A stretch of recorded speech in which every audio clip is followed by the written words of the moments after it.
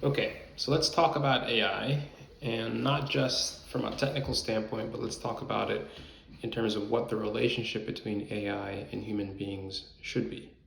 There are a lot of different perspectives on this topic, and they're kind of on a spectrum.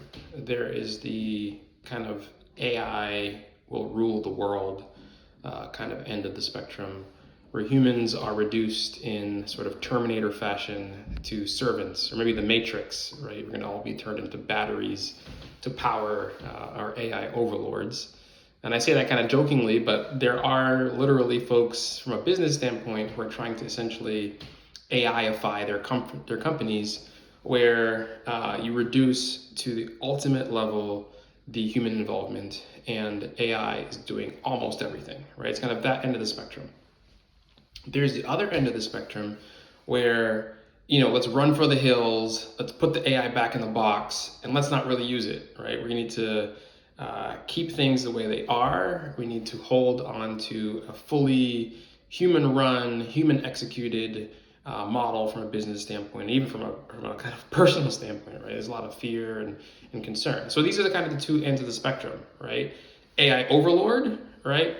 Humans by themselves, as things have always been for all of human history. No AI. Let's limit the impact of it. Let's put it in a box. It's scary. Let's stick with what we've always done, right? And these are obviously pretty broad extremes. It's not really, they're sort of mutually exclusive. You can't have both at the same time. What we at Lithero are advocating for is not really a merger, right? It's a whole new way of working. And I think that's kind of how we have to think, is that we are not proposing that we do things the old way, nor are we proposing that we completely upend every single system of human society and have the AI rule us all, right? Those are both really disruptive, and they're both wrong from my perspective. I would say that the way that we have thought about this for a very long time, we're going on 9 years now of thinking about this, way before AI was hot, and kind of the hot topic. We've been thinking about this for a long time, and have seen a lot of different, frankly, had a lot of different conversations, right? So I had some time to kind of work this through. And so the way that we think about this is the acronym of HOAM, and that is Human Owned AI Assisted Operating Model, right? HOAM for short, right? So let me walk through what I mean by that in terms of how we see these two kind of forces coming together to create a virtuous approach, a approach that leverages the advantages of AI and the unique capabilities of what we've been able to create with AI and where we're going with it, while also respecting the fact that humans are frankly special, and humans are not replaceable in the ultimate sense, and things do need to be human owned, and there is something precious and valuable and worthwhile, and even from a business standpoint, more efficient in operating in that way, right? So in terms of human ownership, that first part of the HOAM acronym, what I mean by that is that we are proposing a model where humans are in charge, right? At the end of the day, there should always be a human being who owns whatever thing you're executing. And it doesn't mean they have to be the ones executing it. And we see that today in how our companies are structured, right? I'm responsible as CEO. I own a whole host of things that I don't personally execute, right? Those things are executed by other people, and I hold them responsible. We have conversations about it. I know what's going on. But at the end of the day, the buck kind of stops with me, and I own that process or system or whatever it is that I'm responsible for. And I need to make sure it's done well. I need to set the standards, right? And so what we're proposing is the same kind of approach should be used when we're talking about AI. The danger of having kind of an AI owned process where there's not really a lot of human oversight, where things are completely turned over, is you get dangerous outcomes, right? We have seen that even with self-driving cars, that you can have pretty terrible outcomes in terms of loss of life if you don't have humans taking responsibility and owning what's going on. That doesn't mean that you're doing the exact same things you've always done. You are able to free up some brain space. You don't have to keep your hands on the wheel 100% of the time, right? But you gotta have to be paying attention and owning that process. And so what we're saying is, from a human-owned aspect of our model, is that there should always be, with every company, with every process, there should be some human being that you can say, this human owns this process. This human owns that outcome. It's their responsibility to make sure that even if it's 99% executed by AI, that they know what's going on, they know what's happening, and they have some measure or some metric of knowing what is happening, what does going wrong look like, right? What are the metrics it needs to hit? How do I know when I can hit stop, right? And how do I know when to hit stop, and what does that look like? And that human being that owns that process or owns that AI has the authority and the ability to intervene and to change things at some juncture, right? So that they are actually, just like me as CEO, right? Even if other people are executing on something within a department or an area, I should know what's going on, at least at the high level, at least in terms of, are the objectives being met?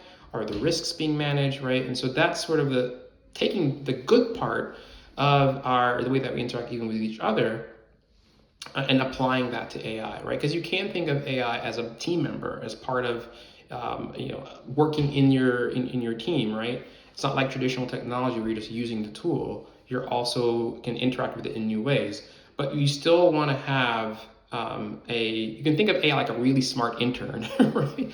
Like great love interns, right? They're very valuable, very helpful, but you do want to make sure that someone is kind of paying attention to what's going on, right? Because they don't have as much knowledge about your company or your policies or experience, right? And AI can kind of be like that sometimes. Very capable, but also you want to have that human-owned aspect to it, right? So that's kind of the first part of the model.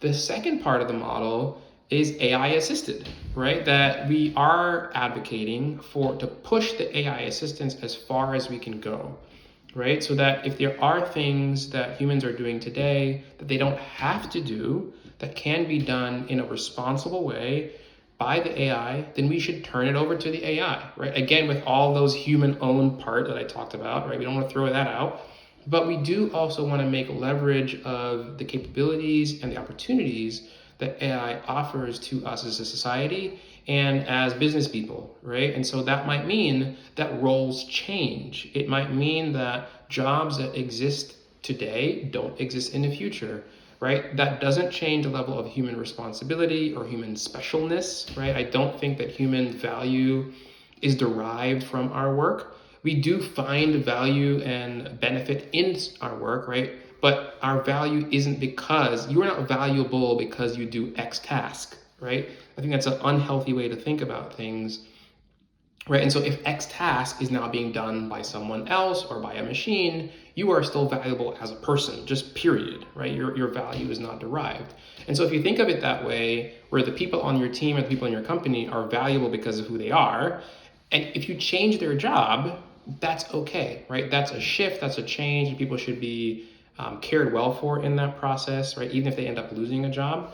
But at the same time, if we want to make as much advantage, right, of freeing up the opportunities and resources in terms of money, in terms of time, that AI can offer. And I think that's a net positive. It is disruptive, right? I don't want to pretend like that's not hard.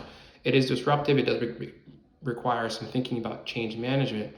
But it is also a great opportunity to create new roles, to create new investments, to do new things, right? If you have a budget that you're spending a certain X percentage on kind of billable hours, etc., and you can now reduce those billable hours, what new things can you invest in, right? What new roles can you create? What new ways can you serve your customers? So I think there is a real green field around new ways of working, new ways of investing that we don't have to be afraid of. We do have to approach it with humility and with a sense of understanding and compassion that for those who are most impacted by the kind of AI-assisted model, we have to think through about how that transition happens, right? And we have to be as careful with this transition as we have with previous transitions.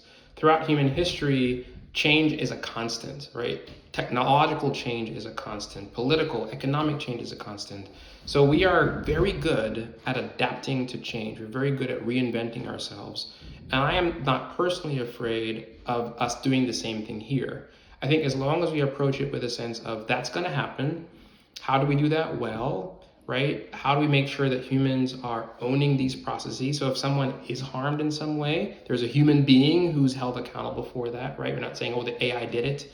or the AI made me do it, right? But rather, we as human beings are making choices and decisions about how we deploy these technologies, how we implement them in our companies, how we communicate to team members, to customers, to investors, right? All of that's on us, right? And so as long as we own it, we can, I think, make a lot of progress in terms of efficiency, and freeing up resources and allowing people to do really interesting things that we couldn't do before, right? And so that is the balance and a bit of a tension at times, right, between human ownership, AI assisted.